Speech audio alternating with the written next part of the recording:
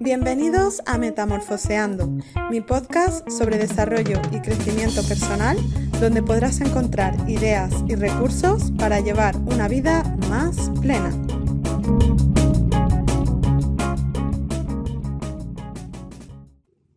Muy buenos días a todos. En el episodio de hoy tengo la suerte de contar con Jesús Alcoba.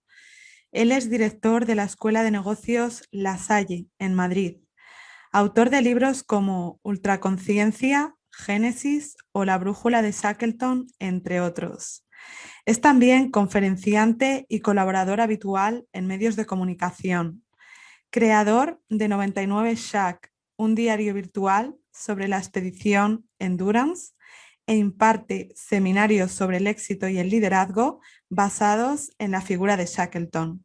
Bueno, Jesús, mil gracias por aceptar mi propuesta. Bienvenido al podcast. Por contar conmigo. Bueno, Jesús, la verdad que una de las cosas que más me llamó la atención sobre ti fue darme cuenta de que la expedición a la Antártida por parte de Shackleton te cautivó tanto como para dedicarle un libro y de alguna manera seguir también un poco sus pasos, ¿no? Así que me gustaría por aquí empezar, si te parece bien, que nos refrescaras la memoria sobre este hecho histórico. ¿Y qué te llevó a implicarte tanto con esta causa? Bueno, yo antes de empezar a contar un poco la historia de Shackleton, quería dejar claras dos cosas. La primera, yo soy una persona que en general no suele tener las cosas claras en la vida. Eso es así. Hay gente que lo tiene todo muy claro, pues yo no. Y lo segundo que quiero dejar claro es que a mí no me gusta escribir. Es una cosa que he declarado muchas veces. Ya sé que para una persona que ha escrito 7 libros, es una cosa que he declarado muchas veces. Ya sé que para una persona que ha escrito 7 libros y infinidad de artículos periodísticos suena un poco raro, pero es así. No, no me gusta escribir, pero bueno, oye, cada uno vive con sus propias contradicciones y así es la vida. Con esos dos ingredientes previos, en un momento dado de mi vida, a mí me pidieron preparar un taller sobre liderazgo. Y entonces, pues lo que hice fue conectarme a la base de datos de la Universidad de Harvard, buscando un caso que realmente pues, a mí me resultara interesante para trabajar el liderazgo. Y entonces me encontré un caso de negocio en el cual se comparaba el liderazgo de Amundsen, del explorador Roald Amundsen, con el liderazgo del capitán Scott, que bueno, todo el mundo lo recuerda por la que la historia ha querido ver como la épica carrera por el Polo Sur. En realidad no hubo carrera alguna porque a Amundsen le sacó 35 días a Scott desde el primer momento, pero bueno. Y leyendo, de repente me encuentro un nombre que es Shackleton. Yo no sabía quién era aquel señor. Me resultó un poco incómodo porque yo quería establecer una polaridad en el liderazgo, uno contra otro, por así decirlo. 2 es fácil, 3 es complicado. Digo, este Shackleton, ¿quién será? Y bueno, dije, bueno, voy a darle una oportunidad, voy a leer alguna cosa sobre él. Y de repente me vi tan impactado, tan sobrecogido, tan cautivado por lo que este señor había hecho, que a mí, que no me gusta escribir y que pocas veces en la vida he tenido claras las cosas, de repente tuve clarísimo que yo tenía que escribir un libro sobre este señor porque yo quería contarle al mundo lo que este señor había hecho.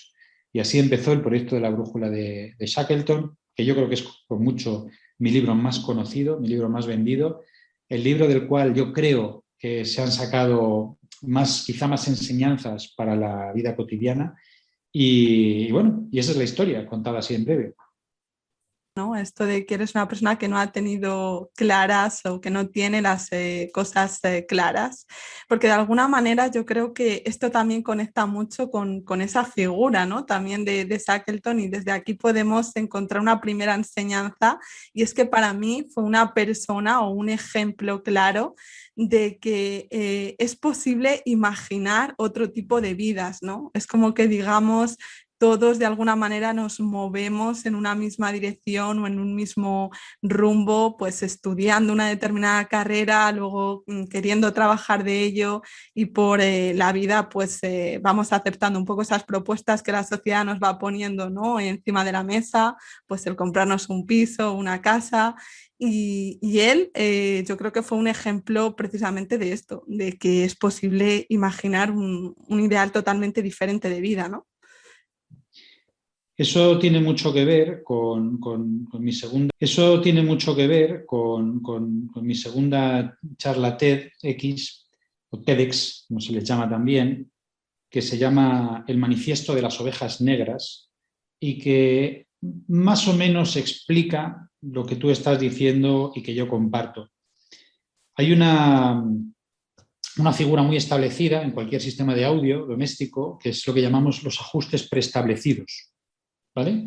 Entonces tú te pones a escuchar música y tienes ajustes preestablecidos. Entonces tú puedes, con un clic, puedes poner rock and roll, pop, house, sala de cine, son ajustes preestablecidos.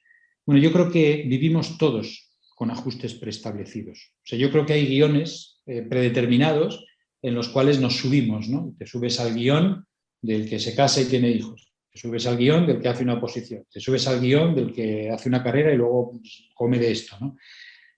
Cada vez es más difícil encontrar gente que se salga de los guiones preestablecidos. Y efectivamente Shackleton fue una persona que demostró reiteradas veces que no quería vivir en un ajuste preestablecido. Yo tampoco quiero, ¿eh? Eso lo comparto con él. Sí, yo creo que esto conecta también mucho, no sé qué piensas tú, pero a mí me recuerda al propósito, ¿no? Y a que figuras pues, como Shackleton se demuestra que tenían un para qué en la vida. Esto me conecta mucho con esta historia famosa que circula por internet, en la que a una mujer le preguntan, ¿y tú quién eres? Y ella dice, soy la mujer del tendero. Y le dicen, no te he preguntado de quién eres mujer, sino quién eres tú. Y dice, soy maestra en una escuela. No te solicité que me digas a qué te dedicas, sino quién eres tú. Soy madre de 3 niños. Y la mujer, que parecía no responder bien a ninguna de las preguntas, ¿no? Al final acaba construyendo un poco su para qué, alimentar las mentes de los niños en la escuela, ¿no? Entonces, ¿qué tiene que ver o qué piensas tú acerca del propósito y cómo se conecta también con una figura como Shackleton? Bueno, verás, Miriam, ahí entramos en un tema polémico, porque yo estoy un poco enfadado con el tema del propósito. Estoy un poco enfadado con el tema del propósito, porque de repente parece como que se nos ha vendido a todos que el propósito es la llave mágica o la piedra filosofal. Es decir, si no encuentras tu propósito, pues serás un desgraciado, porque es como el que antes, hace mucho tiempo, pues yo qué sé, pues no tenía estudios, o luego dije, no, pues tienes que saber idiomas, pues ahora tienes que tener un propósito. Entonces siempre estamos con el tienes que. Somos una sociedad de ajustes preestablecidos y somos una sociedad del tienes que. Yo a todo este tipo de personas que andan diciéndonos a los demás lo que tenemos que hacer lo llamo los apóstoles del imperativo. Tipo de personas que andan diciéndonos a los demás lo que tenemos que hacer lo llamo los apóstoles del imperativo, ¿no? Entonces es toda esta gente que se pasa la vida con imperativos. Tienes que, debes que, deberías, no sé qué. Bueno, Instagram y las redes sociales en general están llenos del debes que o tienes que. Yo estoy un poco enfadado con esto del propósito porque hubo un autor hace un tiempo que decía que, y yo coincido bastante, que los genios que han creado obras inmortales muchas veces lo han hecho sin saber ni cómo, ni por qué, ni para qué. Simplemente lo han hecho porque tenían algo dentro, tenían una especie de quemazón, tenían, que es por el motivo por el cual yo escribo. El otro día hablaba con un amigo, me dice, hombre, tú deja de decir ya que no te gusta escribir porque después ya hay 7 libros y cientos de artículos. Digo, ya, pero es que yo escribo porque no me queda otro remedio. O sea, yo escribo para solucionar una quemazón, algo que no está ajustado. Entonces algo que no está ajustado. Entonces yo escribo por eso, es mi manera de resolverlo. Es como si te pica un mosquito y te echas un, ¿cómo se llama eso? El afterbite, ¿no? Entonces te echas eso para que te deje de picar. Bueno, pues yo escribo para que ese desajuste desaparezca. Entonces, ¿qué es lo que ocurre? ¿Qué es lo que te pasa, por ejemplo, si siempre has vivido a la sombra de tu hermano y has tenido siempre una rivalidad oculta con él y tú en realidad lo que pretendes en la vida es demostrar que tú vales más que él, ¿no? ¿Eso es un propósito? Pues probablemente. ¿Es un propósito noble como voy a salvar el mundo? Pues no. ¿Puedo yo poner ese propósito en Internet? Pues no. Hay otra gente que vive con el constante anhelo, desgraciadamente, de liberarse de una relación tóxica, por ejemplo. Y ese es su mayor anhelo. Eso es lo que quiere, eso es lo que desea para sí misma. Eso es una cosa como para montar. Hay personas que vibran con la maternidad, por ejemplo, ¿no? Y es fantástico y es fenomenal. Bueno, pues pasando el tiempo, muchas veces encontramos que estas personas, aparte de ser madres, lógicamente quieren ser muchas otras cosas, evidentísimamente, ¿no? Eso del propósito yo creo que a veces tiene su truco y tiene su sombra. Yo creo que si seguimos nuestro yo, donde quiera que nos lleve, todo está bien. Con independencia de si somos capaces de formularlo o no, o nos hemos visto el vídeo de Simon Sinek, o todo eso, si somos nosotros y vamos donde sentimos que debemos ir y defendemos nuestra interioridad, nuestra individualidad en cada momento, porque también se puede cambiar de opinión, está bien. Sí, agradezco que digas estas palabras porque yo pienso que también puede ser que el término se haya prostituido un poco, ¿no? De tanto que lo hemos utilizado, pero al final vamos un poco a lo mismo, a lo que tú decías, al seguir también nuestra intuición, porque muchas veces nos movemos pues, por la idea de éxito de personas que tenemos alrededor o incluso en el propio caso de Shackleton, ¿no? Que su padre quería que él siguiera sus pasos siendo médico y para mí fue un ejemplo de decir, no, yo tengo mi propia idea de lo que quiero ser, voy a seguir con esto y para adelante. Y esto también me conecta mucho con esa idea que tenemos los seres humanos muchas veces de entrar en un grupo nuevo y definirnos un poco por la profesión que hacemos o por la situación familiar que tenemos. Y en este sentido es cuando yo apelo un poco al propósito, ¿no? A, bueno, somos capaces de ver un poco más allá por encima de esa profesión que ejercemos o ese desempeño profesional. Entre otras, la profesión que tenemos, a ver si me explico, o sea, decir que soy abogado es no decir nada. Decir que soy periodista es no decir nada. Porque ¿cuántos tipos de maestras, de médicos, de taxistas, de pescaderas conocemos? 50.000. Vale, ¿y cuál es el tuyo? Que este es el tema. O sea, ¿cuál es el tuyo? ¿Cuál es tu manera de ser abogado? ¿Cuál es tu forma de ser ingeniero? O sea, hay gente que es abogado para ganarse la vida. Hay gente que vibra con ello. O sea, que desde que se levanta está pensando en resolverle un problema a alguien. Y hay otro abogado que lo único que piensa es facturar. Entonces, ¿cuál es tu tipo de...? O sea, tú ¿por qué te defines? ¿Cuál es tu esencia al final? Yo por eso me gusta definirme como inspirador interseccional, porque como es una cosa que no viene en ninguna parte, entonces no se sabe muy bien qué es, pues entonces yo me defino así y ya está. Aunque últimamente me defino también como escritor. Las cosas grandes que hizo es que él construyó un proyecto completo fuera de los raíles establecidos.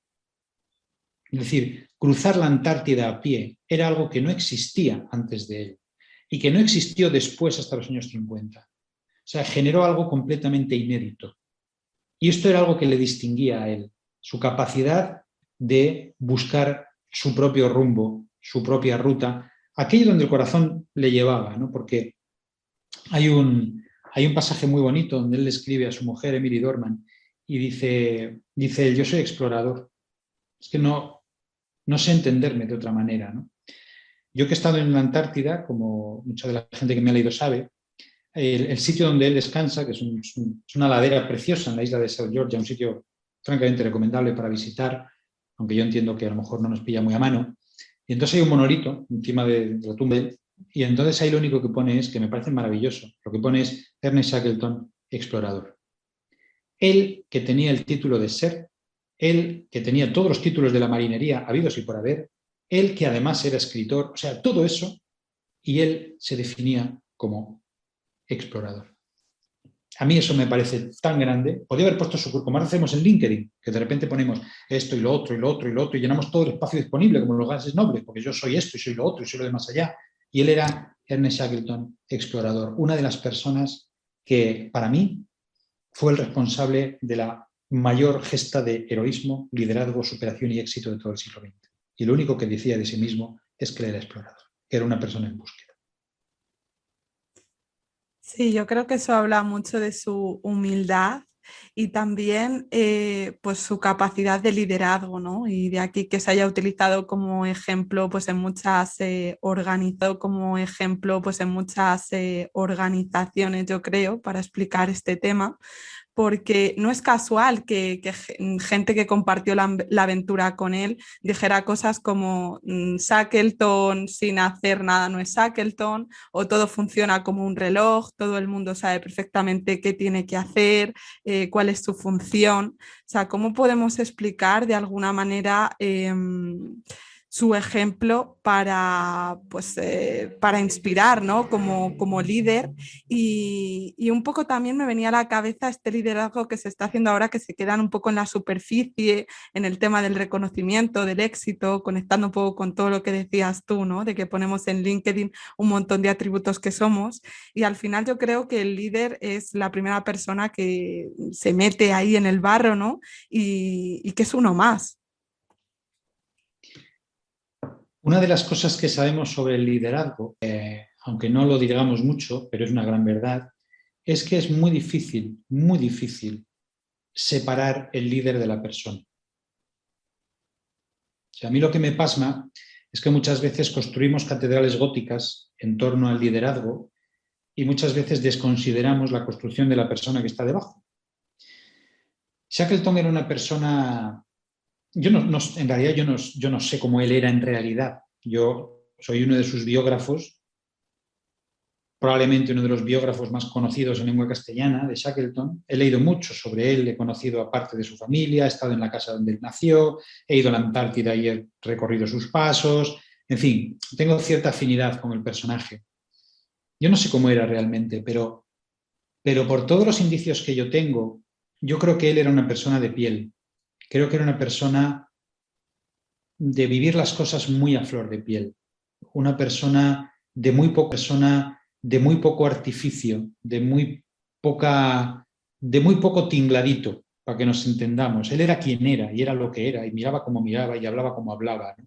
Por eso decía uno de sus hombres que solamente estar a su lado ya en sí mismo, eso era una experiencia, porque era una persona que era absolutamente cautivadora, ¿no? Claro, yo creo que él era una persona muy híbrida. Creo que era una persona híbrida. Creo que era una persona muy Géminis, si me permites, ¿no? La alusión al tema del zodíaco, con el cual no creo en absoluto, pero bueno, para ejemplificar, ¿no? Por una parte estaba el gran comandante, el gran explorador, el gran aventurero, la persona que en el mes de enero de 1913 iba por Londres sin abrigo, esa persona, ¿vale? Pero por otro lado, él era el ser sensible, era la persona que gustaba y degustaba la poesía, era la persona que libros en su barco de exploración, era la persona que se recluía en su cabina buscando un poco la soledad y buscándose un poco a sí mismo también, la persona que de adolescente sufrió lo indecible mientras aprendía a ser marinero. Había dos Shackleton en realidad, ¿no? Y él se cuidó mucho de proteger el segundo frente al primero.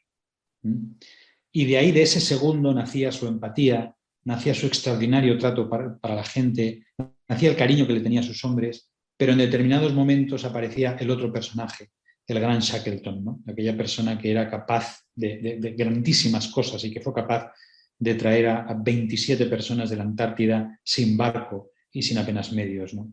Y yo creo que es una característica muy distintiva suya.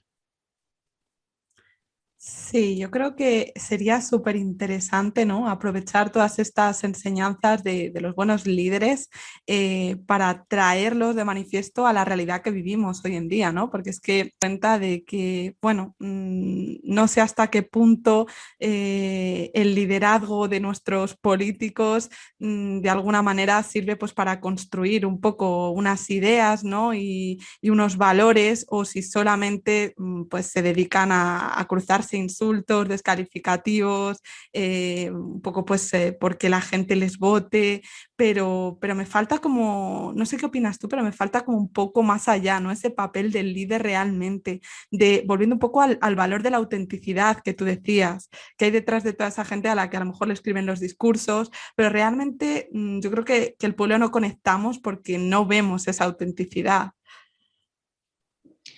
Bueno, yo creo que en este país estamos viviendo una crisis política sin precedentes. O sea, yo creo que si en algo estamos de acuerdo todos los ciudadanos es que precisamente no nos gustan los políticos que tenemos, ¿no? Algunos nos gustan, precisamente no nos gustan los políticos que tenemos, ¿no? Algunos nos gustan, algunos son menos malos, otros son menos malos, pero yo no creo que ninguno digamos que tenemos buenos políticos en el sentido pleno del término. ¿Y a qué me refiero? Pues un poco a lo que comentaba antes. Es muy difícil separar el líder de la persona. Sobre todo, y esto que voy a decir tiene mucho que ver con el momento que estamos viviendo, sobre todo en tiempos de crisis, porque los que fuimos escogidos para puestos directivos conforme arrancaba la anterior grandísima crisis que tuvimos, la de 2008, pudimos experimentar en carne propia que cuando las circunstancias realmente son adversas, tu equipo lo que ve en ti es a tu persona. Es muy difícil esconderse. Lo que ven es a tu persona. Tú puedes esconderte detrás de todo lo que tú quieras, de la tecnología, reales, virtuales o ficticios o imaginados, ¿no? Pero a quien ven es a ti. Y te ven a ti con tus aciertos, con tus errores, con tus titubeos, con tus miedos, con tus ansiedades, con tus momentos de inspiración, con tus dudas, con todo eso. Y el problema de la política en este país, a mi manera de ver, es que yo pienso que uno debe ser político como consecuencia de ser un determinado tipo de persona, de tener un determinado proyecto de vida, de tener una determinada misión en la vida, de tener un proyecto, una visión y una manera de entender las cosas. Y si eso es grande, es muy probable que ese político sea grande. Luego nos gustará o no nos gustará, pero será un gran líder porque será una gran persona. Cuando únicamente somos políticos por la profesión de ser político, entonces es cuando el ciudadano ve que es político, entonces es cuando el ciudadano ve claramente a la persona que está detrás y ve que no hay proyecto. No recuerdo el nombre del autor, pero hace tiempo hubo un autor que se quejaba de que él vivía en una, creo que era de esta manera, que él vivía en una época sin héroes. Él vivía en una época sin héroes. Y él decía que ya no había grandes personas, ¿no? Y él hablaba de que ya no había ningún Gandhi, de que ya no había ningún Einstein, de que ya no había ningún... Bueno, pues yo no sé si esto lo escribió en los años 60 o 70. Fíjate lo que hemos recorrido desde entonces, ¿eh? y lo que nos hemos empequeñecido en ese sentido, ¿no? Ya no tenemos personas que nos enciendan el alma con sus discursos, porque los discursos los ha escrito otro. Es que eso es una cosa... Y no pasa nada porque otra persona te escribe un discurso de vez en cuando, pero, y esto lo dijo uno de los él dijo que en algún momento tú tienes que hablar a tu gente desde ti y tú tienes que pronunciar tu gran discurso, tú, no otro que te pone las palabras. Entonces, eso es importante. Fíjate, ahora yo pertenezco aparte de dirigir La Salle como escuela de negocios, pertenezco al jurado de los premios Novo Square, que somos un jurado que todos los años escogemos el mejor libro de empresa del año. Y este año se le hemos dado un libro que se llama Liderazgo Ético. Liderazgo Ético. Y este libro precisamente defiende ese punto de vista, que es muy difícil ser un gran líder si uno no es una gran persona, o por lo menos intenta serlo. Sí, recojo totalmente el valor de la autenticidad y bueno, yo creo que esto se ve mucho en empresa, ¿no? Que muchas veces la gente no cambia de trabajo, cambia de jefe y yo creo que es por eso, ¿no? Por todo lo que venías tú a comentar. Y es normal porque al final yo creo que trabajar con personas es difícil, es un desafío, es un reto.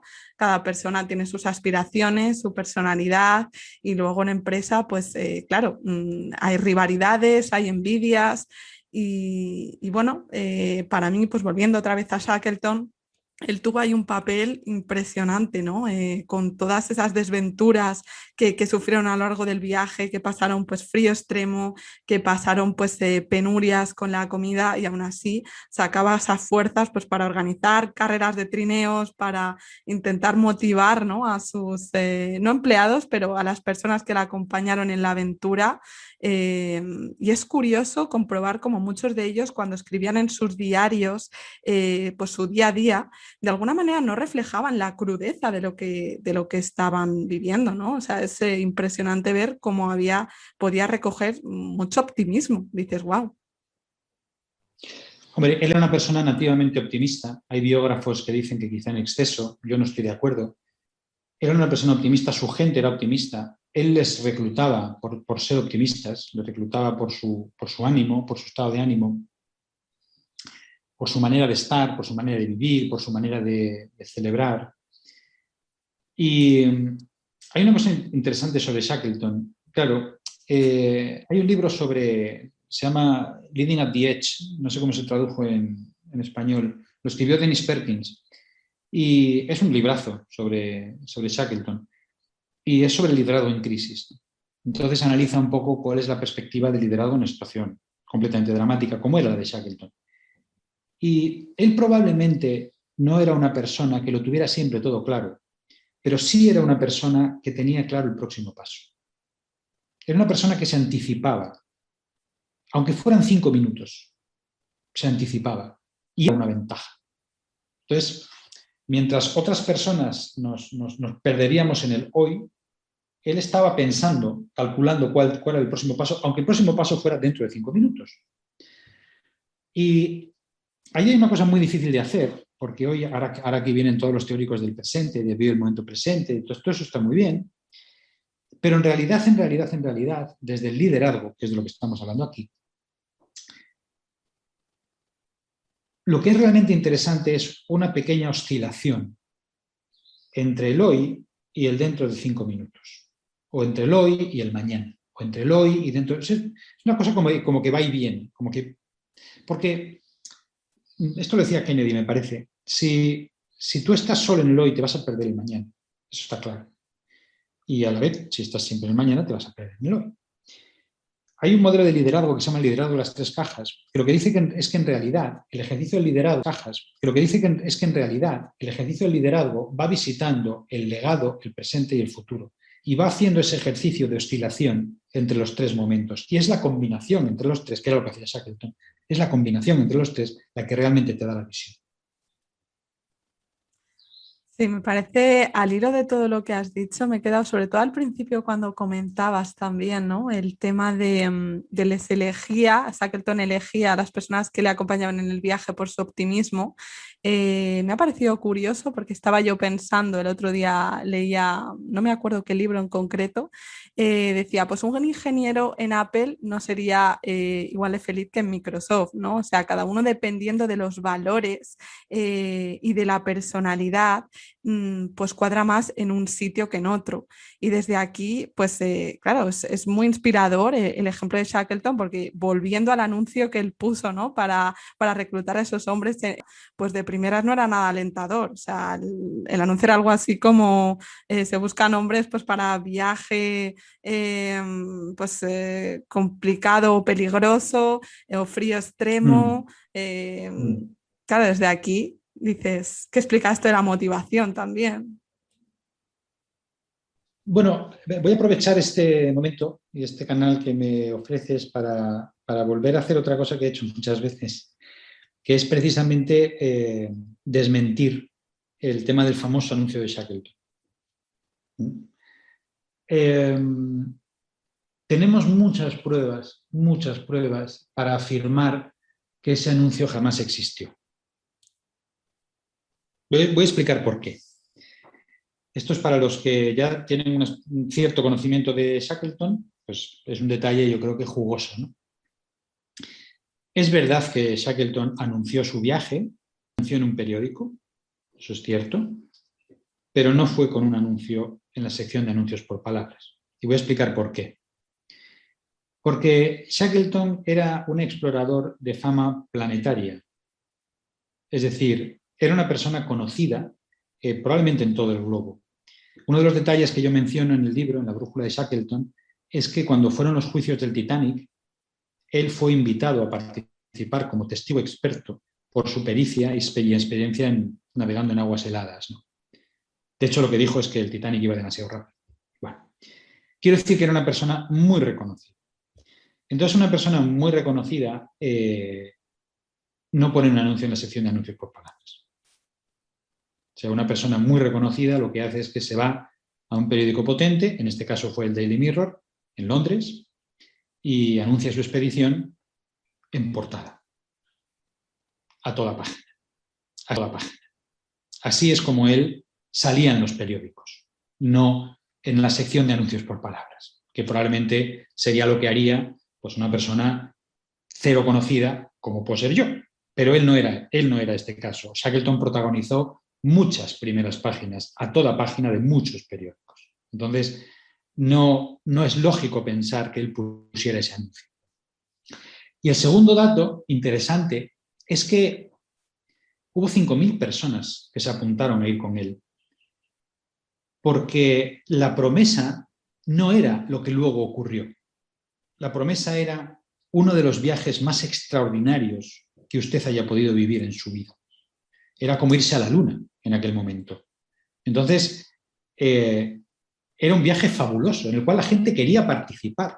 Y es que el sueldo que les pagaban era una miseria, pero ellos querían ir, porque ir con Shackleton era una pasada y porque ir con Shackleton era una pasada y porque el viaje era algo absolutamente extraordinario.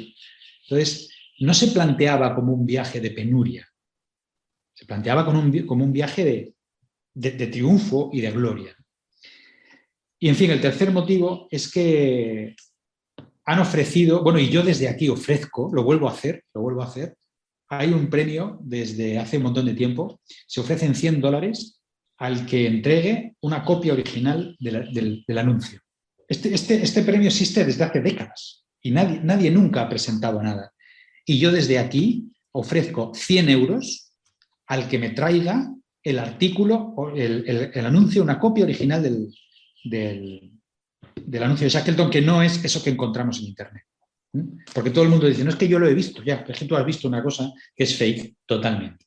Entonces, si alguien encuentra una copia original del anuncio por palabras de Shackleton, que me lo traiga. Agradezco muchísimo estas palabras que dices, además tienen un gran sentido para mí en este momento y me parece un buen cierre a la entrevista porque me pareces una persona francamente de pensamiento crítico y reflexivo con la que comparto muchísimas cosas, ¿no?, en común y me venía, te digo que me resuena muchísimo porque justo esta semana yo en mis redes hablaba de que los seres humanos muchas veces nos dejamos empañar un poco pues, por todas estas historias que se vuelven virales y que en realidad no somos realmente conscientes de si lo que nos están contando es real o está maquillado, ¿no? Yo siempre digo, si mis propios sentidos me pueden fallar, ¿cómo me voy a creer o hablar por boca de un medio de comunicación, que es algo que como ciudadanos hacemos todos los días y vamos convirtiendo en verdades universales, hechos que a lo mejor no están probados y pues mira, estén probados y pues mira, este es un ejemplo perfecto. O sea que de verdad te agradezco muchísimo, Jesús, que digas esto. Y bueno, nada más, que me ha encantado la entrevista que hemos tenido. Yo seguiría hablando porque me parece muy interesante tu enfoque y sé que eres un hombre ocupado, así que no te quiero restar mucho más tiempo, pero no me gustaría de verdad acabar sin darte las gracias de nuevo y que les contaras también un poco a nuestros oyentes, pues eso, dónde estás, qué estás haciendo y dónde pueden encontrarte para que investiguen un poco más sobre ti. Bueno, yo quiero también agradecerte este rato, que he estado súper a gusto. Me lo he pasado muy bien, eres una gran entrevistadora. Creo que lo que haces tiene mucho valor, creo que tiene mucho sentido y para mí ha sido un placer estar contigo hoy. Y por respecto al otro tema, pues es muy fácil. Mi nombre es Jesús Alcoba. Solo con ponerlo en Google, pues ya aparecen ahí un montón de cosas. Quien quiera ir a tiros, ya aparecen ahí un montón de cosas. Quien quiera ir a tiro fijo, pues está en mis redes sociales, que todas se llaman Jesús Alcoba, y mi página web, que es jesusalcoba.com. O sea que es como muy fácil. Si recuerdas mi nombre, pues ya me has encontrado. Y si me has encontrado y quieres contactar conmigo, pues aquí estoy encantado. Y de verdad, muchas gracias por contar conmigo. Pues muchas gracias a ti, Jesús, y a todos vosotros. Gracias también por estar ahí un día más. Nos vemos la semana que viene en un nuevo episodio del podcast.